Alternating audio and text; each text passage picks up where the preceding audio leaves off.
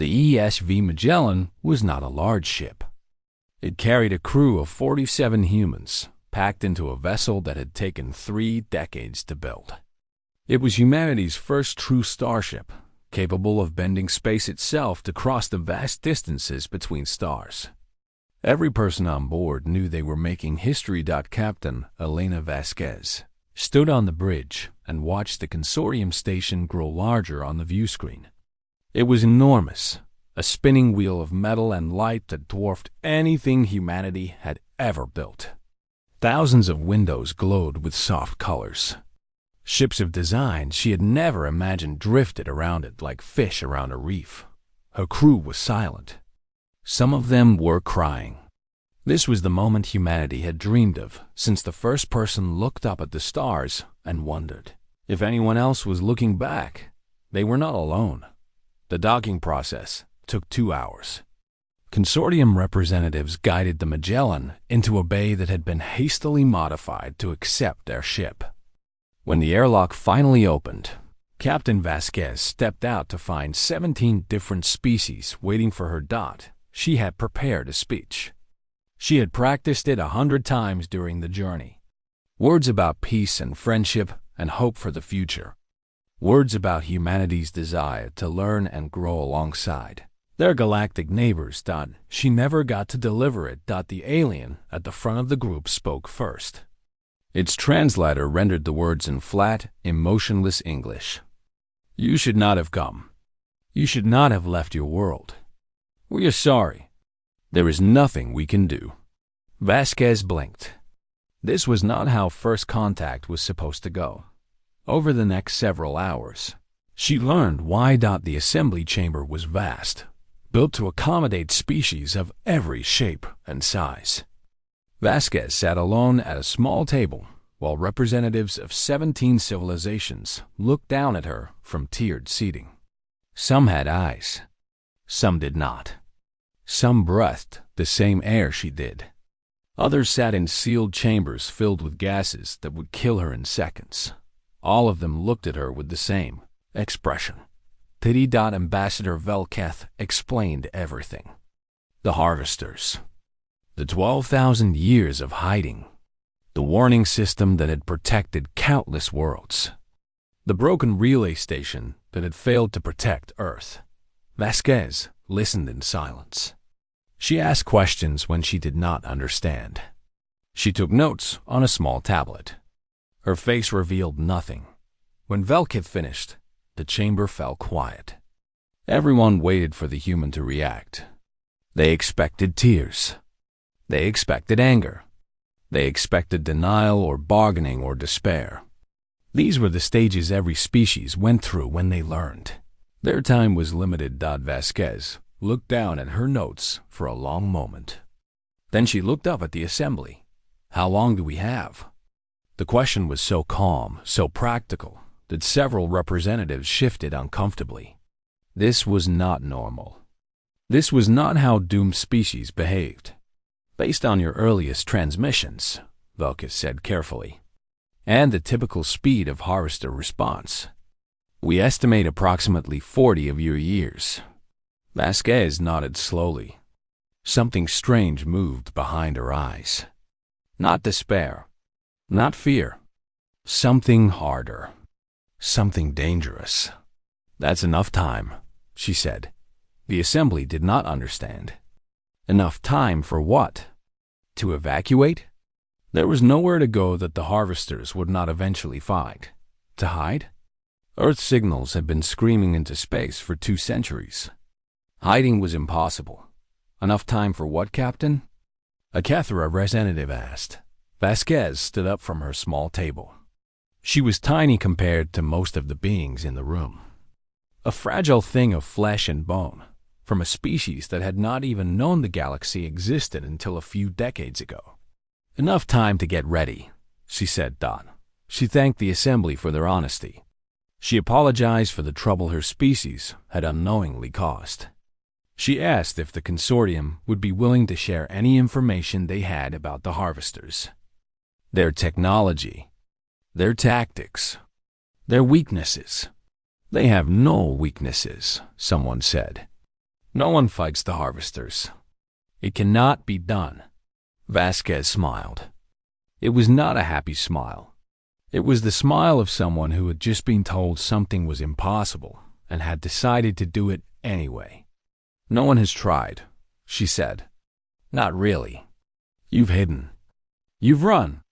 You've watched worlds die and told yourselves there was nothing you could do. Maybe you were right. Maybe the harvesters really are unstoppable. She paused, and her eyes swept across the assembly. But we're gonna find out for certain. The Magellan departed 3 days later. Vasquez had collected every piece of data the consortium had about the harvesters. Scan records. Battle footage from the few times species had tried to resist. Analysis of harvester technology. It was not much. No one had ever studied the harvesters with the intent to fight them. They had only studied them to better hide from them. That was about to change. On the journey home, Vasquez composed a report. She detailed everything she had learned. The history of the Concorde, the nature of the harvesters, the timeline they were facing. She did not soften the truth or offer false hope. Humanity deserved to know exactly what was coming, but she also included something else. A recommendation. A plan. They had 40 years. 40 years to prepare. 40 years to build. 40 years to transform humanity from a species that had just discovered the stars into something that could survive them. It would not be easy. It might not be possible. But Elena Vasquez had looked into the face of extinction and made a choice. She was not going to hide. She was not going to run. She was not going to sit quietly and wait for the fate. And she was going to fight. And she was going to make sure every single human being got the chance to make the same choice. The Magellan arrived at Earth on a Tuesday morning. Within hours, Vasquez was standing before the United Nations, delivering a speech that would change human history forever. The galaxy had given humanity a death sentence. Humanity was about to write an appeal. The galaxy was old. Older than most species could understand. Stars had been born and died 1,000 times over. And in that vast stretch of time, life had found ways to grow on countless worlds. Some of that life had learned to think. Some had learned to build. And some had learned to reach for the stars. But all of them, every single one, had learned to be quiet. The Galactic Concorde was not a government. It was a survival pact. 17 different species, scattered across 100,000 light-years, had all discovered the same terrible truth. The universe was not empty. Something lived in the darkness between stars. Something old. Something hungry. They called them the harvesters. No one knew where the harvesters came from. Some believed they were machines built by a long-dead civilization. Others thought they were something worse, something that had evolved in the cold void itself. What everyone knew was simple. The harvesters hunted. They listened for signals, for radio waves, for any sign of technology. And when they found it, they came. Entire worlds had been stripped bare. Civilizations that had existed for 10,000 years were reduced to dust in a matter of weeks. The harvesters did not negotiate. They did not communicate. They simply arrived, consumed everything of value, and moved on to the next signal. The species that survived were the ones who learned to hide. The Concorde had developed a system over 12,000 years. Whenever their long-range sensors detected a new world-developing technology, they sent a warning. It was a simple message, broadcast on every frequency they could manage. It told the young species the truth about the galaxy. It told them to go silent, to hide their signals, to dim their lights and pray they had not already been noticed. The warning had saved hundreds of worlds. On a small station orbiting a dying star, a machine performed its duty. It had done so for 8,000 years without rest. Its sensors swept the galaxy, searching for the telltale signs of new civilizations. Radio waves. Structured signals. The electromagnetic fingerprints of technology. The machine found what it was looking for, an unremarkable spiral arm. A small blue planet, third from its sun, was screaming into the void. Radio signals. Television broadcasts. Radar pulses. The noise was incredible, louder than anything the machine had detected in centuries. The machine calculated the trajectory. It charged its transmitters. The warning would reach this loud little world in approximately 47 of their orbital cycles. Plenty of time for them to learn. Plenty of time for them to hide. 3 days before the signal was due to launch, a rogue asteroid tumbled through the system. It was not large.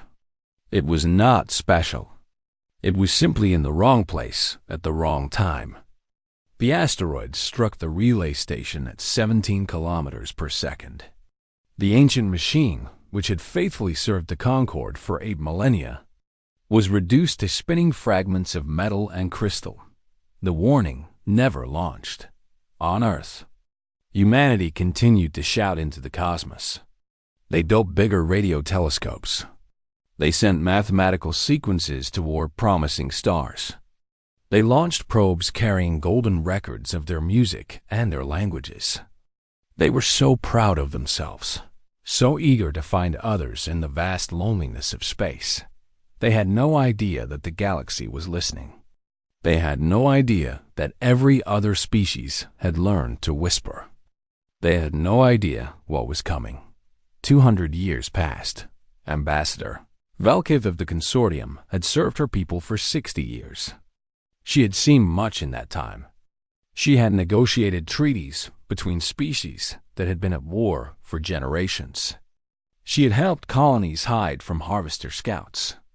She had watched worlds go dark and felt the grief that came with knowing there was nothing anyone could do. But she had never felt fear like this. The report sat on her display, and she read it again for the 7th time. It did not change. The words remained the same, impossible and terrible. A new species had achieved faster than light travel. They called themselves humans. They came from the blue world in the spiral arm, the one that had been broadcasting for 2 centuries. And they were coming to meet their galactic neighbors. Velkith's appendages trembled as she processed the implications. 200 years of signals. 200 years of screaming into the dark. The harvesters would have detected them long ago. They would already be on their way, and these humans had no idea. They were flying toward the consortium station with joy in their hearts, expecting to find friends among the stars. They did not know they were already dead. They did not know their world was already doomed. Velkith summoned an emergency session of the Concorde. All 17 species needed to be present for this. They needed to decide what to do about the humans. More importantly, they needed to decide how to tell them the truth. The Concorde had failed them. The warning had never arrived. And now, because of a random asteroid and terrible luck, an entire species was going to be erased from existence. Velkith had delivered bad news before. She had told species that their colonies were gone, that their people were dead, that there was no hope. But this was different. This was not a colony. This was not a few thousand individuals. This was billions of lives. An entire civilization. A species that had never been given a chance to hide. She began composing her speech. The words that would explain to 17 species why they needed to welcome a doomed people. The words that would explain to the humans why their future had been stolen from them before they even knew they had one. Outside her window, the stars burned cold and distant.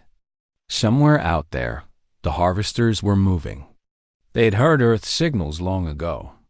They were coming, and the humans, loud and bright and completely ignorant of the danger, were about to learn why the galaxy was so very, very quiet. Velkith finished her speech and sent the summons.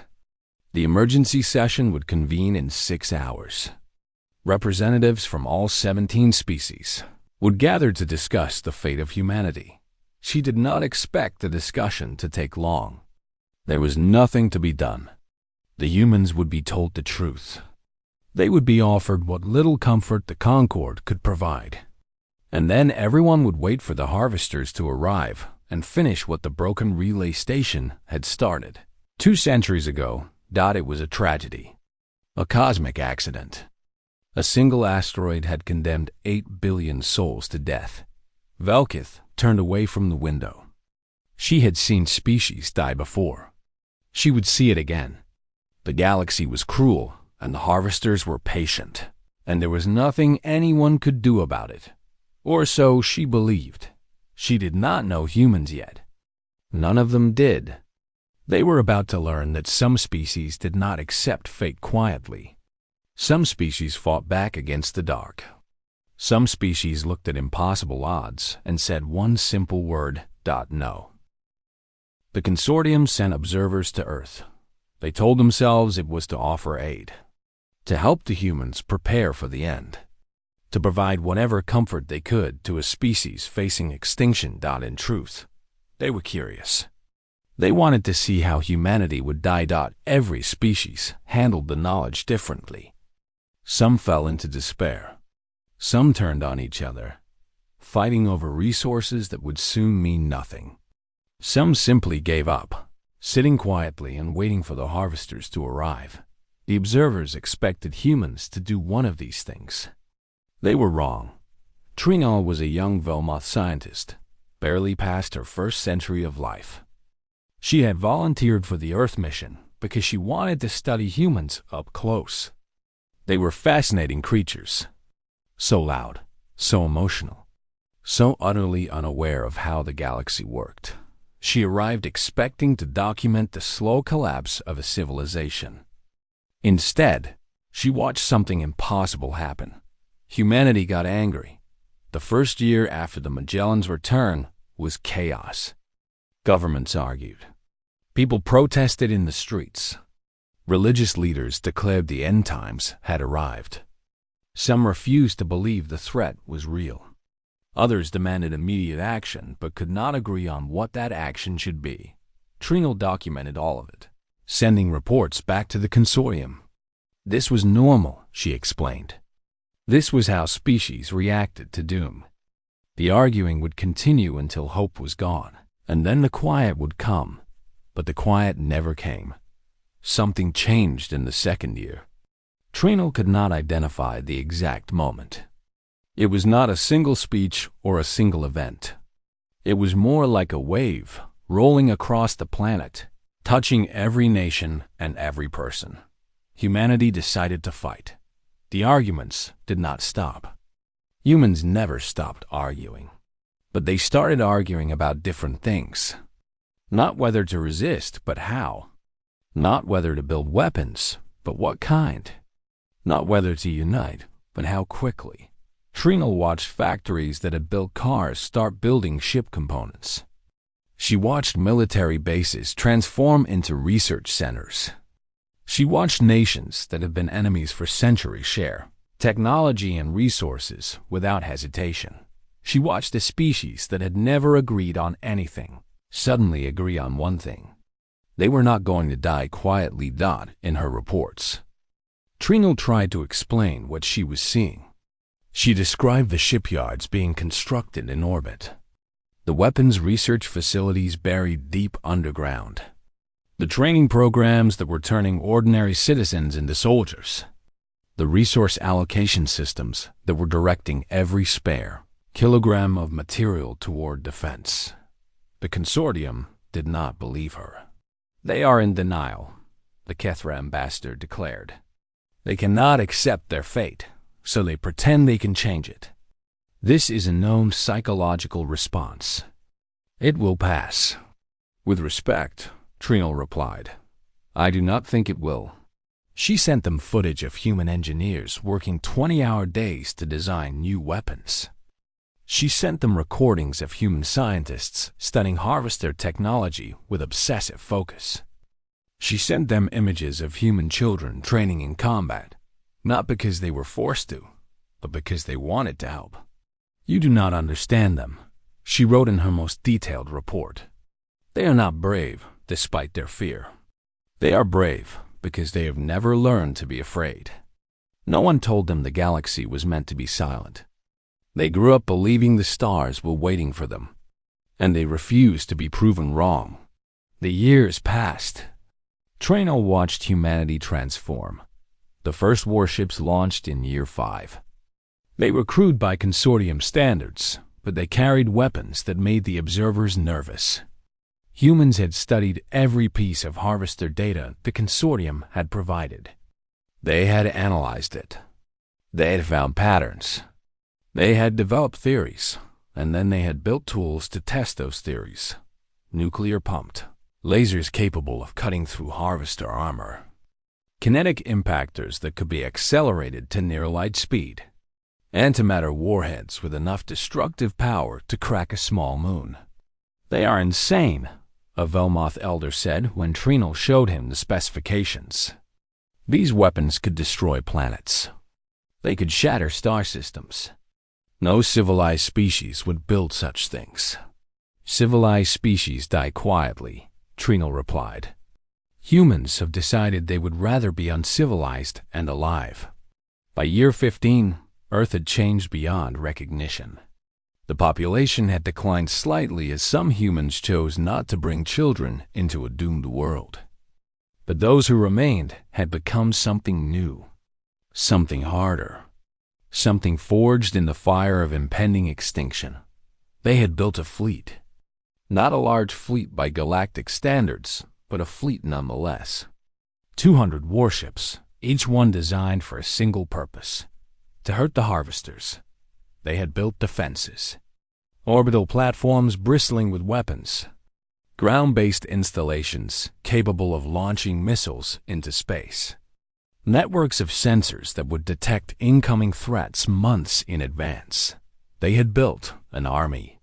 Every adult human who could fight had been trained. Every human who could not fight had been trained to support those who could. Children learned tactics and strategy, alongside reading and mathematics. Traynor had stopped sending reports to the consortium years ago. They did not believe her anyway. They were convinced that humanity was engaged in elaborate theater, pretending to prepare for a battle they could not win. But Traynor knew the truth. She had lived among the humans. She had seen the fire in their eyes. She had watched them sacrifice everything for a chance to survive. They were not pretending. In year 37, long-range sensors detected the first harvester signatures entering the outer solar system. 17 massive vessels, each one the size of a small moon. Each one carrying enough firepower to sterilize a planet in hours. Each one part of a force that had destroyed 100 civilizations without ever suffering a defeat. The humans had 3 years to finish their preparations. Traynor stood on an observation deck and watched the final warships launch. Around her, humans moved with quiet purpose. There was no panic, no despair, just calm, determined focus. Captain Elena Vasquez, now Admiral Vasquez, passed by on her way to her flagship. She was older now, her hair gray and her face lined with decades of stress. But her eyes were the same, hard, certain, unafraid. "You should evacuate," Vasquez said to Traynor. "This is not your fight." Traynor thought about it. She could leave. The consortium would take her back. She could watch the battle from a safe distance, document humanity's final moments, and return to her people with a record of what had happened. But she had lived with humans for 37 years. She had watched them build. She had watched them sacrifice. She had watched them refuse to accept a fate that every other species had simply accepted.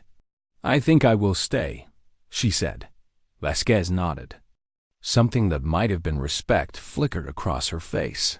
"Then welcome to the fleet." The harvesters were coming. They expected to find another quiet world waiting to be consumed. They were about to learn that Humanity had a different definition of welcome. The harvesters arrived on a Tuesday morning, Earth time. 17 vessels emerged from fold space beyond Neptune, exactly where human sensors had predicted they would appear. Each one was vast, a mountain of metal and dark purpose drifting through the void. They had done this 1,000 times before. Enter a system. Locate the source of the signals. Consume everything of value. Move on to the next target. It was simple. It was efficient. It had never failed. The lead harvester broadcast its standard message, a mathematical sequence that essentially said, "You belong to us now." It expected no response. There never was one. This time, there was Admiral Elena Vasquez's voice crackled across every frequency the harvesters were monitoring. "This is the Human Defense Force. You are not welcome here. Turn around and leave or we will destroy you." The harvesters did not understand the concept of threats. They did not understand the concept of resistance. They simply continued forward, as they always had, toward the blue planet that had been screaming into space for 2 centuries. They did not understand until the first kinetic impactor struck. The weapon was simple. A tungsten rod, 2 meters long, accelerated to 97% of the speed of light. It hit the lead harvester with the force of a small nuclear bomb. The impact tore through 3 kilometers of armor and shattered something important deep inside.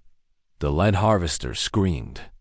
Or at least, it broadcast something on all frequencies that the human translators interpreted as a scream. It was a sound that had never been heard before. The sound of a harvester in pain. The battle had begun. Human ships swarmed out from behind Jupiter's moons where they had been hiding. 200 vessels, each one packed with weapons that had been designed for this single moment. They were smaller than the harvesters, faster, more agile. They dove in close and fired everything they had. Lasers carved glowing lines across harvester hulls. Missiles exploded against armor plates. Railguns punched holes through sensor arrays and weapon systems. The harvesters fought back. They were slow to react at first, confused by resistance they had never encountered. But they learned quickly. Their weapons came online, filling space with beams of energy that vaporized human ships in seconds. The ESV Defiance was the first to die. Then the victory. Then the resilience. Human ships vanished in flashes of light, their crews gone between one heartbeat and the next. But for every human ship that died, a harvester took damage. Small wounds at first. A disabled weapon here. A breached compartment there. The human fleet was not trying to destroy the harvesters in single strikes. They were bleeding them, wearing them down, turning their vast size into a weakness. The battle raged for 3 days before the harvesters changed tactics. One vessel broke away from the fleet and accelerated toward Earth. It was damaged, trailing debris, but still functional. It had decided that eliminating the source of resistance was more important than fighting the human ships. The lunar defense grid opened fire. Hundreds of weapons platforms that had been hidden on the moon's surface unleashed everything they had. The harvester absorbed the punishment and kept coming. It was hurt. It was dying. But it would not stop. It broke through the defensive perimeter and entered orbit around Earth. The bombardment lasted 6 hours. Beams of energy rained down on the planet's surface, striking cities, military installations, anything that showed signs of technology. Billions of people died in those 6 hours. Entire nations were reduced to glass and ash. But the harvester had made a mistake. By focusing on Earth, it had ignored the human fleet behind it. Admiral Vasquez led the counterattack personally. Her flagship, the Magellan, was the oldest ship in the fleet, the same vessel that had made first contact 40 years ago. It was battered and scarred from 3 days of fighting. Half its weapons were offline. Its engines were failing. It was enough. The Magellan dove toward the Harvester's central processing hub, the massive structure at the heart of the vessel where its machine intelligence resided. Human ships provided cover, sacrificing themselves to keep the Harvester's weapons occupied. Vasquez broadcast one final message. For Earth, for everyone we've lost, for everyone who's still fighting. The Magellan's antimatter reserves detonated inside the Harvester's core. The explosion was visible from Earth's surface, a new sun burning briefly in the sky. When the light faded, the Harvester was gone, shattered into a million fragments drifting through orbit. But the battle was not over. 16 Harvesters remained in the outer system. They had been damaged by the fighting, slowed by wounds they had never experienced before. But they were still coming. They had lost one of their own. For the first time in their existence, they wanted something beyond consumption. They wanted revenge. The next 2 weeks were the worst humanity had ever experienced. The Harvesters abandoned their usual tactics. They no longer cared about efficiency or resource collection. They wanted to destroy every human, every ship, every trace that this stubborn species had ever existed. Mars fell. The colony there, 3 million people, was wiped out in a single day. The Jupiter shipyards, where humanity had built its fleet, were reduced to rubble. Saturn's moons were cracked open and left drifting. But humanity did not stop fighting. Every death bought time. Every sacrifice weakened the enemy. The fleet that had started with 200 ships was down to 30, then 20, then 12. And still they fought. The final battle took place in the asteroid belt. 12 human ships against 4 remaining Harvesters. It should have been impossible. It should have been suicide. It was. But it was also victory. When the last human missile found its target, when the last Harvester's core went critical and exploded, only 3 human ships remained. Broken, drifting, barely functional. Their crews were exhausted, injured, dying, but they were alive. And the Harvesters were not. 4 of the original 17 had survived the battle, damaged beyond anything they had ever experienced. They made a decision that no Harvester had ever made before. They retreated. The machines that had consumed 100 civilizations, that had never known defeat, that had never even understood the concept of losing, turned and fled into the darkness between stars. Trino stood on the observation deck of a damaged human station and watched them go. Around her, humans were crying, some from grief for everyone they had lost, some from joy that they had survived. Most from both.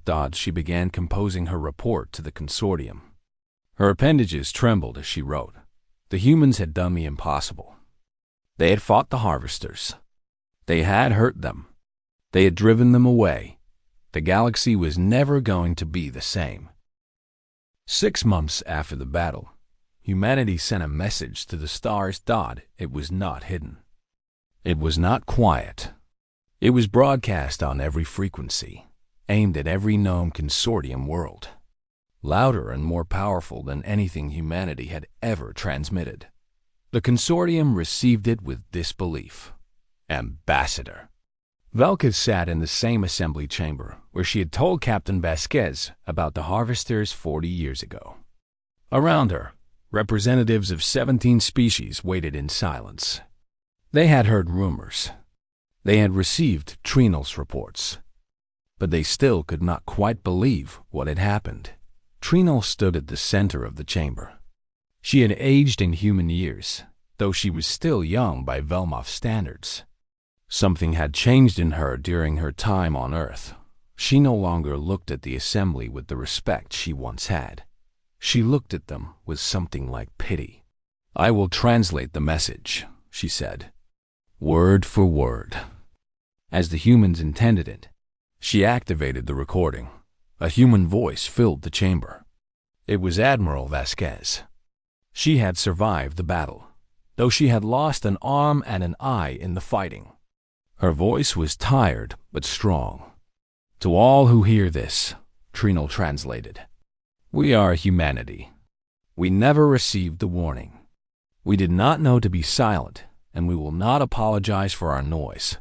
The harvesters came for us. They are not coming anymore. 17 of their vessels entered our system. 4 retreated. 13 were destroyed. We have their wreckage. We have studied it. We have learned their weaknesses. And we have built new weapons to exploit them.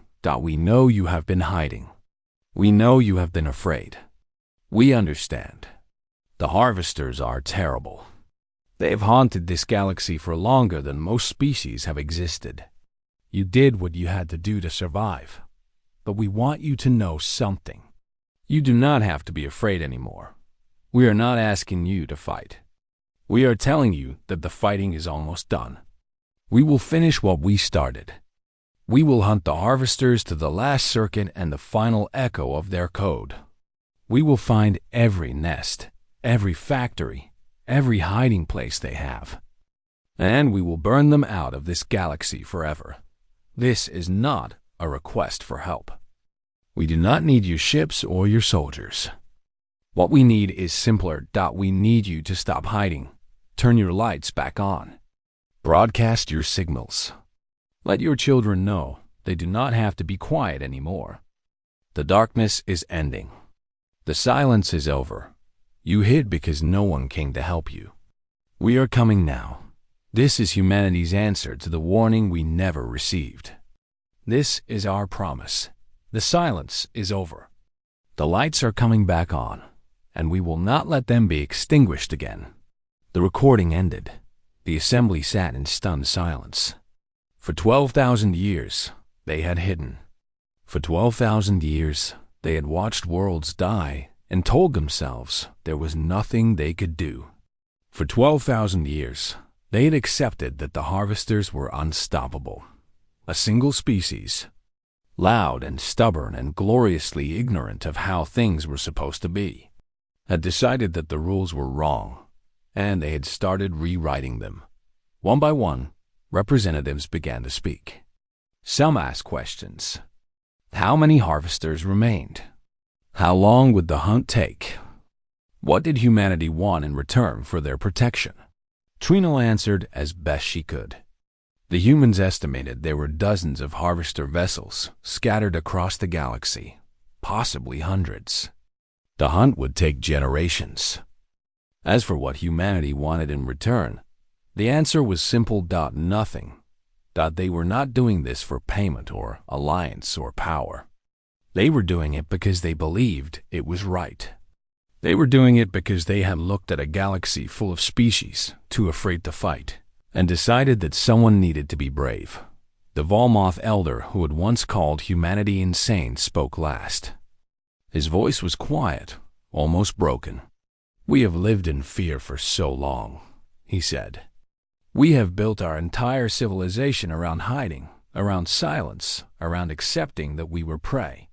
Now you tell us that a species we had never heard of, a species we thought was doomed, has done what we were always too afraid to try. He paused, struggling to find words. How do we live now? How do we exist in a galaxy where silence is no longer necessary? Trinal thought about the question. She thought about all the years she had spent on Earth, watching humans face impossible odds and refuse to accept defeat. She thought about the fire in their eyes, the stubborn belief that things could be better if they were willing to fight for it. You learn to be loud, she said. You learn to take up space. You learn to believe that you deserve to exist, not because you were quiet enough to escape notice, but because you are alive, and that is enough. She looked around the assembly, at the 17 species that had spent millennia whispering. The humans have a saying. It took me a long time to understand it, but I think I do now. They say that it is better to light a candle than to curse the darkness. She gestured toward the stars visible through the chamber's windows. For 12,000 years, we have been cursing the darkness, hiding from it, letting it win. The humans have decided to light a candle instead. and they are going to keep lighting candles until the entire galaxy is bright. The assembly voted that day. It was not unanimous. Some species were too afraid to change, too set in their ways of hiding in silence. But most voted to accept humanity's message. To begin, slowly and carefully, turning their lights back on. Words spread across the galaxy. Species that had been silent for thousands of years began to broadcast again. Colonies that had hidden their signals started transmitting. Children who had been taught to whisper were told they could finally speak. And humanity kept its promise. Over the following decades, human ships spread across the galaxy. They hunted the remaining harvesters with patient, implacable determination. They found nests and destroyed them. They found factories and burned them. They found harvesters that had hidden for centuries and dragged them into the light. It was not easy. It was not quick. Many humans died in the hunt. Many ships were lost. But they did not stop. They had made a promise, and humanity kept its promises. Tringle lived long enough to see the last harvester destroyed. She was old by then, ancient by Velmoth standards, but she had refused to die before witnessing the end. She stood on a human observation deck and watched the final machine intelligence shatter into fragments. Around her, humans and aliens celebrated together. The galaxy was finally free. A young human officer approached her. He was the great-great-grandchild of someone who had fought in the original battle.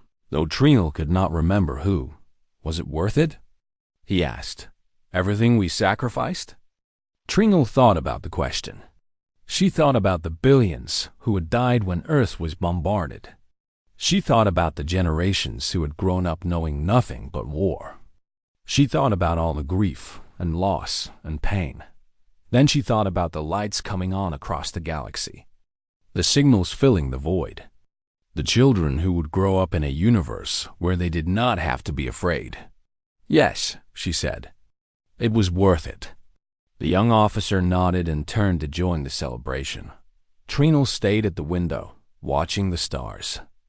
They seemed brighter now than they had been when she was young, fuller, more alive. The humans had delivered their warning. The galaxy had listened. And the darkness would never win again.